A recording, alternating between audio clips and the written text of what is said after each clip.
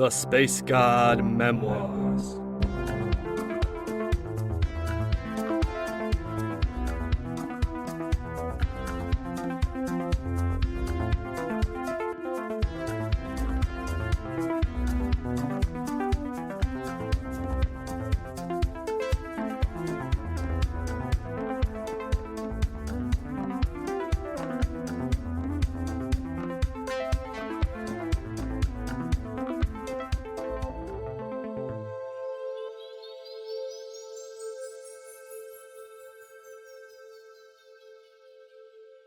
Episode 1.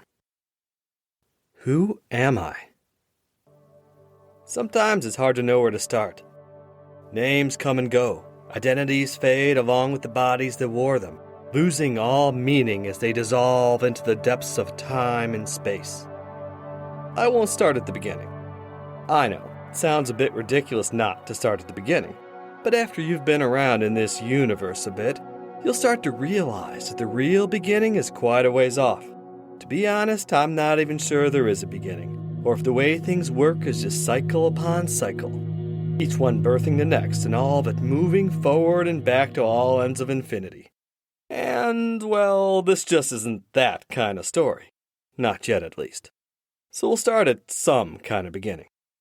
In my final life on Aruvus, I was just a guy called Keph. Sounds like a funny word, eh? One syllable, rolls right off the tongue. You'd think it'd be short for something like Keph or Kucingkecil, the betrayer. But no, just Keph.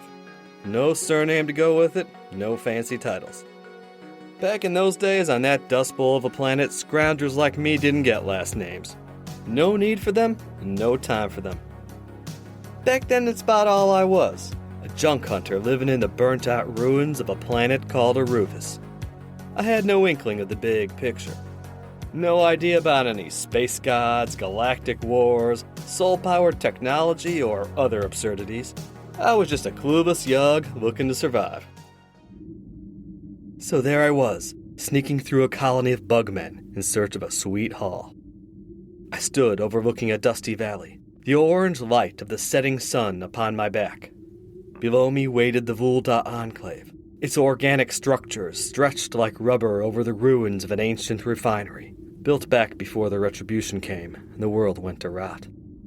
Ahead of me, at the end of a metal bridge, stood the Enclave's center, a bulb-shaped hive that had been built atop the refinery's central tower. Behind it all rose the spiny, conical rock formations that marked the edge of this valley. To my right stood Raeli, my near sister, at that time a scrawny teenage girl. Her mass of curly black hair blew wildly in the valley winds. Her clothes were ratty and covered in dust, much like mine, and her face was getting thin. Neither of us had eaten a decent meal in weeks. Raeli looked up at me expectantly. "You ready for this, Keph?" she asked. "Yup," I replied. We get in there, you make a distraction, I grab the battery, we both get out and meet up at Carlick Rock. Raeli nodded, lowering her gaze. "Guess it's what we gotta do." I could tell she wanted to say more, but didn't. She didn't like this. Neither did I. But neither of us had many options. "Just stay behind me and you'll be fine," I said, tossing her my most confident and phony smile and stepping onto the old metal bridge. With each step we took, the rusty platform creaked and groaned. I hoped that the constant winds would muffle the sounds. Looking down, I could see several of the Vulda, the bugmen busy rummaging through the piles of scrap metal and ancient tech that lay all around their enclave. Thankfully, none of them looked up as they scampered about on their thin lower limbs, their dark blue carapaces aglow in the sunlight. In several moments that felt like hours, we had crossed the bridge. I stood within the shadow of the hive's entryway, looking into a chamber lit by dim yellow lamps. I ducked in, still keeping to the heavy shadows. Raeli slinked silently behind me. Inside, it smelled of metal mixed with a curiously sweet scent I couldn't place. Ahead of us stretched a long chamber, cluttered with crates, barrels, and tables that held ancient engines in various states of repair. One particularly large engine near the room's middle was working, a spherical device with 8 pipes extruding from it that let out a constant cacophony of rumbling clatter. Several Vulda were in the room, adjusting the engines or looking over the contents of the boxes. One of the room's residents was not Vulda, but a tall blue-haired boy, Reuven like us, busy moving around those boxes or handing out tools to the others. Was he a slave? I knew all of Scrag about the Vulda. Did they enslave people? Eat them? One glance around this room told me that this was not our goal. But at the far end of the long chamber, another doorway led deeper, into the heart of the hive. This would be the place for a distraction. I nodded to Raeli. She crouched low and crept into the room, keeping hidden behind the boxes as she made her way to the big round engine with all those pipes. I kept an eye on my near sister as I too snuck into the room and took the long way around. When I last caught sight of Raeli, she had her hands on the spherical engine and was using one of her tools to loosen the screw on its side. Within seconds, she was out of view. Moments later, the engine's clunking sounds transitioned into a metallic shriek, and it began belching out white smoke from all of its pipes. The bugman buzzed with dismay and ran to assist their dying machine. "Dugga crap!" I heard the Reuven boy shout as he joined them. I used the opportunity to run forward, through the opposite doorway, into the room beyond. Light streamed down from flickering crystal lamps attached to the ceiling, illuminating a chamber of technological oddities. Some of them were identifiable, powered kitchen implements, mechanics tools, or disassembled blaster guns. There were bundles of wires running into glass globes where a mysterious purple energy surged and spun. In the corner stood an entire table of mismatched mechanical limbs. On the far end of the chamber stood a single Vulda, his shelled body turned away from me, his forearms manipulating various buttons and tools as he stared at a lit-up screen, its blurry surface displaying a complex chart that looked like magic to my uneducated mind. The Vulda were known for being notorious hoarders of old tech, and pretty good with machinery, and that's why we were here. Like I said, I was a trash collector myself. Back in that age, even the old junk of Arubis was better than any of the new stuff people came up with. It was a broken planet with a broken culture. A dusty, smelly place that had been driven from the space age right back to the dark age some 300 years back. So there I was, trying to make the best of it. And by that I mean stealing. Hey, I never said I was some noble hero, just a poor, hungry kid looking for a way to live. And there it was, sitting right upon the central shelf, next to a few dinged-up robot heads. About as big as my hand, it was a polished cylinder plated in chrome, with neon green markings all along its length. One of the old batteries, capable of powering all sorts of ancient pre-rat tech. Not that I had much use for it, but I could barter it away for a month's supply of food for me and Raeli. I figured these old bugs had enough to go around anyway. I peeked once more at the Vulda, who was still working away at his screen, doing whatever weirdness insectoids like him got up to. I leaned a bit closer to where the battery sat, then reached my hand towards it, grabbed it, and pulled it towards me. "Greetings," shouted a crackly voice right next to my face. I jumped backward. "Please give instructions," it stated in a monotone. The robot head on the shelf. Its eyes lit up as it looked my way. "Please give instructions. Please give instructions." It continued to yammer out that same repeating line. It was then that the Vulda turned around from his screen and looked my way, the antennae on his round little head twitching in surprise. "What are you doing here?" he buzzed. Scrag and double scrag. I turned around and prepared to run. I only got a few meters when I stopped, a powerful grip on my left shoulder. The bug man stood over me, his claw-like hand tearing through my coat and digging into my flesh. He looked down at me with multifaceted eyes, impossible to read, his mandible mouth producing a loud clicking noise. "Stop, thief!" he shouted. I quickly realized there was no way a scrawny whelp like me was going to overpower an 8-foot-tall Vulda, but I twisted sideways and heard a loud tearing as his claw ripped through my coat. I felt it scrape my shoulder, too. It stung, but I'd live. Now out of his grasp, I looked back to the entrance I came in from. An insectoid shadow stood in the doorway. I grabbed the battery and ran in the opposite direction, towards another door. I could hear the two bugs behind me, their chitin limbs clattering against the metal floor. "Stop!" one of them shouted as I dashed out the open doorway. Yet I continued, grabbing the rail of a staircase that descended several floors to the ground below. I hurtled downward, nearly tripping over my own feet several times before I touched the dusty ground. I now stood in the midst of the Vulda enclave, The sun had nearly set, casting long shadows from heaps of scrap metal and ancient vehicles arranged in rows. Above me, the bug folk were starting to descend the staircase. I didn't give them any time. Instead, I ran into the scrapyard, dodging around the remains of cars that hadn't moved in 300 years. I paused a moment, ducking behind one of them while I caught my breath. I peeked out, surveying the yard ahead of me. In the fading light, I could barely make out the forms of several more of the bugmen, who hadn't yet seen me but were awfully close.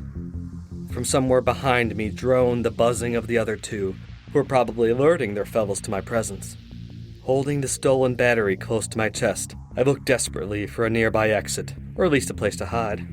The first was Big Nope. There was a reason we had taken the high bridge into here. The whole enclave was packed tight into this tiny valley. As for hiding places, there were so many piles of old rubbish, half-intact vehicles, and junked-out machinery to potentially hide behind. None of the non-exposed ones were close enough for me to get to before the bugs got in range. Except, there, the dimly lit yard, I noticed it under its canvas tarp.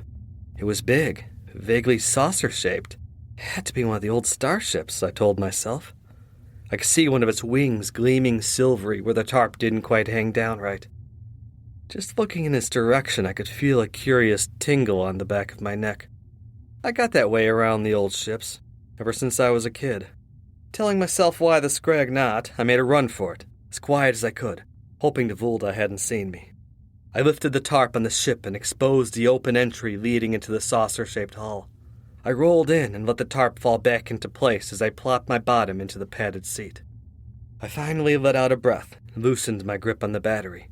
Outside, I could still hear the scurrying of the bug people and their occasional shouts in a high-pitched buzzing language. For several more minutes, I waited in silence, until the noises outside died down, assuring me that my pursuers hadn't seen my hiding place. Fine enough place to lay low, I told myself, at least until the bugs forgot about me. I briefly wondered if Raeli would be all right waiting for me out there. But the girl was smarter than me, I knew that. She'd find shelter, a hiding place. Raeli was a survivor, and I was on a starship. I gave myself a moment to look over my surroundings. This was indeed one of the old ships.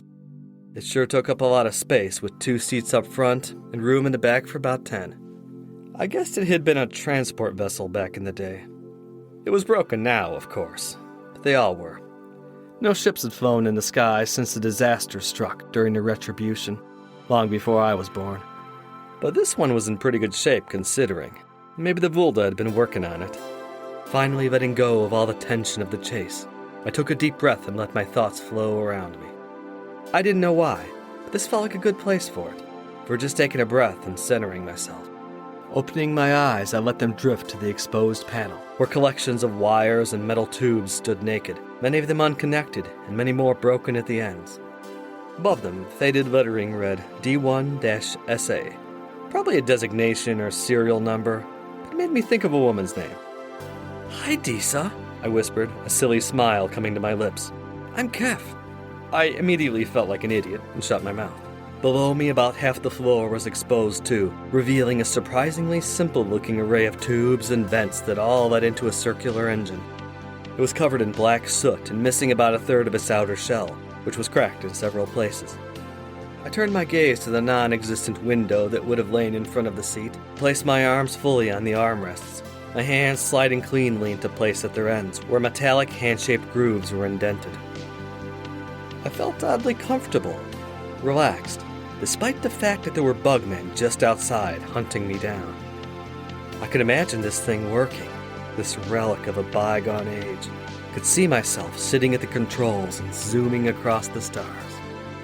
I closed my eyes, letting my bottom, sore from days of travel, sink deeper into the chair as my hands pressed firmly into the slots. I looked into darkness, but in that darkness I felt freedom. The freedom to fly away from here, to zoom away from this den of rust, from needs and worries, from tired old Aruvis itself. It was then that I felt something else, the hair on the back of my neck standing up, as a semi-electrical surge coursed up my spine. I was being watched, as if something was aware of me, sensing me. It was not sinister, but expectant, like it was waiting for me to do something, or observing my very thoughts. The ship? Was it activating? All the old accounts said that the pre-retribution tech could be activated by thought, though nobody could actually do that anymore. I forced my eyes open, half expecting to see the front lights glowing with an artificial iridescence, or else to feel the ship hovering mid-air. Nothing of the sort, of course. Just another one of my weird feelings. Pretty much useless. Just like this old clunker. "Come on, Disa," I whispered to the inert vessel. "If you're alive, give me a sign. Turn on and let's fly the scrag out of here." I spoke with a joking enthusiasm, a faint smile on my lips, which rapidly faded when the ship continued to do nothing. It was broken, after all, just like everything else was broken on this world, from the ruined cities to the people themselves. I closed my eyes again, exhaustion drifting over me. Moments later, I jolted awake, an intense rumbling all around, but in truth, I couldn't tell if it was coming from the ship or from me. I was shaking, vibration surging from my palms, up through my arms and into the rest of my body. There was definitely something in here with me now, and not one of the Volda. It was like a mind had awakened. For a moment I could feel it beside my own, like another bundle of thoughts and awareness. It wasn't like my mind. No desires of its own, no fears, no sense of identity, but a mind all the same, with a purpose for being. Yet that mind was fragmented, dispersed, scattered, reduced to bits of thought that floated on the edges of my awareness. Nonetheless, I mentally reached out to it, trying to wrap my mind around whatever it was. For an instant, the tarp covering the broken window was gone. All I could see were stars, countless bright stars, zooming by at impossible speeds. The shaking in my body subsided, fading into an energized rush across the edges of my skin. Everything was expanded, like my awareness was spreading outward, as if I was no longer just my body, but also the ship. For just a moment in time, I could feel the controls in front of me, the burnt-out engine below, every frayed wire and dusty nook on the ship like it were my own skin. But just a moment. Then it all fell away, the connection shattering like broken glass. There was a crash like the ship had fallen. Old dust trickled down on me from the ceiling. I slumped back in the seat, stunned and confused. The tarp over the door pulled back. There stood one of the bugmen, peeking his round little head into the ship, his multifaceted eyes gazing down at me with curiosity and wonder. He clicked his mandibles excitedly. "It seems we have found our pilot," he buzzed. Thank you for listening to this episode of The Space God Memoirs. Space God is written, performed, and produced by A.M. Arctos. Original musical score by Alpha Colors. Various sound effects created by Industrial Strength Records Incorporated. Please support this podcast by following, rating, and sharing on your favorite social media site. For further info on Space God, its creator, and various other opinions, musings, and thoughts, go to www.spacegodmemoirs.com or follow me on Instagram, Twitter, or Facebook. If you enjoyed the Space God Memoirs, please consider supporting us by becoming a patron. Check out the Patreon link in our description to learn more.